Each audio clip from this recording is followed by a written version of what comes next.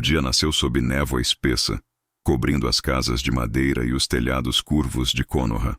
O som dos sinos longos se confunde com o dos galos e do vento. Dizem que foi nesse amanhecer que o destino dos jovens guerreiros começou a mudar, quando a guerra parecia apenas um boato distante, e o chão ainda guardava o calor das cinzas antigas. O cronista registrou que Naruto caminhava pelas ruas estreitas, ainda manchadas de barro. Nos olhos do garoto havia o reflexo de um sol vermelho, o mesmo que outrara iluminava vitórias e ruínas.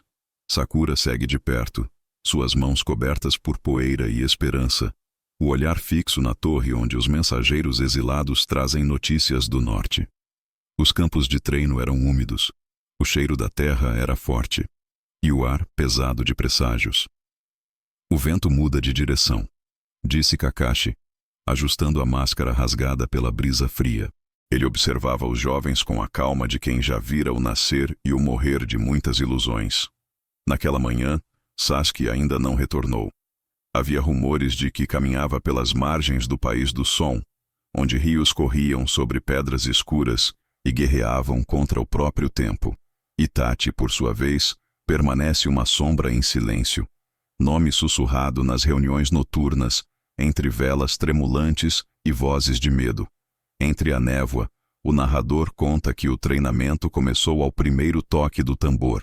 O jovem guerreiro move-se com força e precisão, socando troncos, desviando de lâminas imaginárias, os suores correndo pelas têmporas. Cada golpe ecoava como um verso antigo, como se os ancestrais cantassem através de seus punhos. Ao longo, as florestas balançavam. O vento trazia o cheiro das folhas queimadas e o murmúrio dos riachos. Sakura recolheu água em tigelas de barro, e a correnteza refletiu fragmentos do céu. Quando ela olhou para o horizonte, parecia ouvir os filhos de uma tempestade que ainda não havia chegado. Konoha vivia dias de tensão. Os anciãos falaram sobre um eclipse que traria o peso do passado.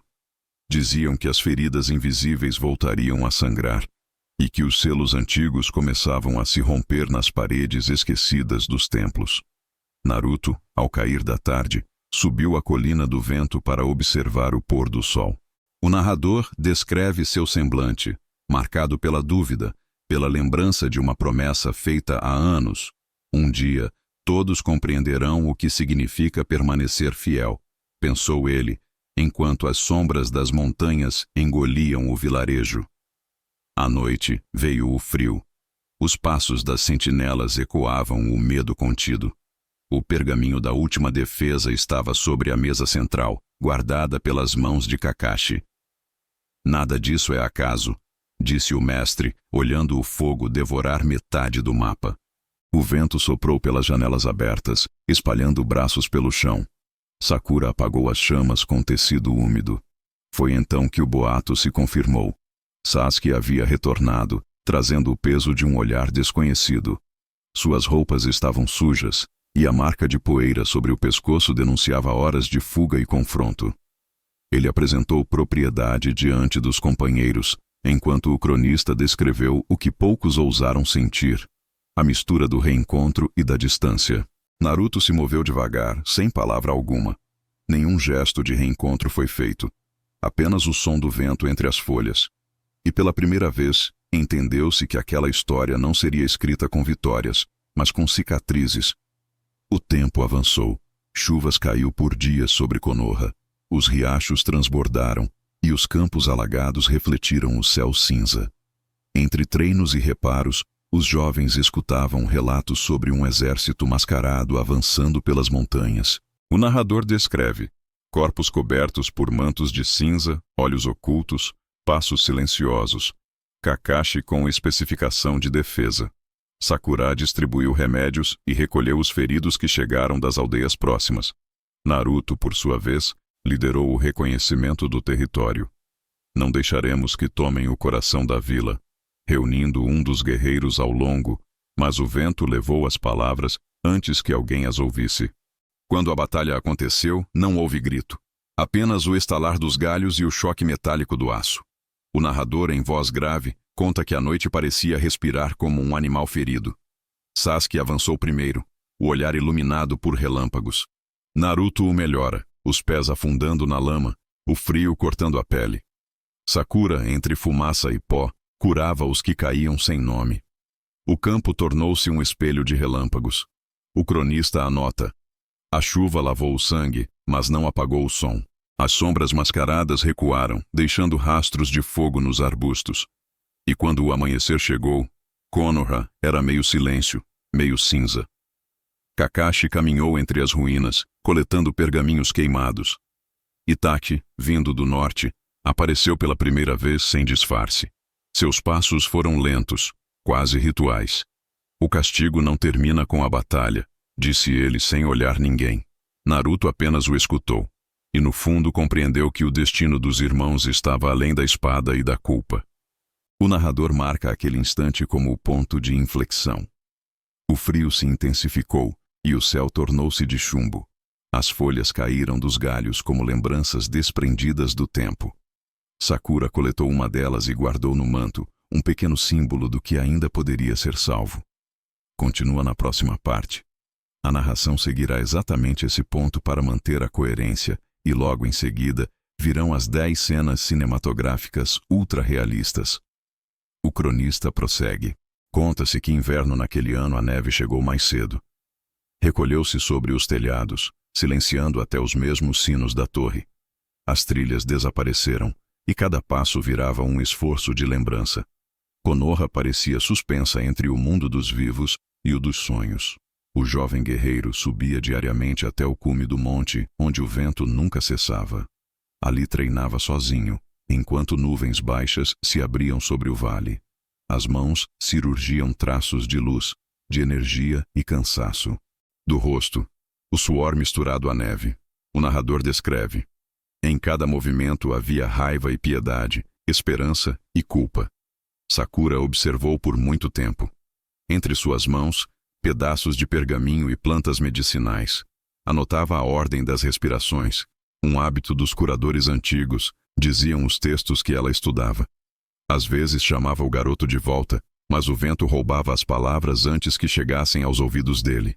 Itachi reaparecia como o crepúsculo, às vezes nítido, às vezes ausente.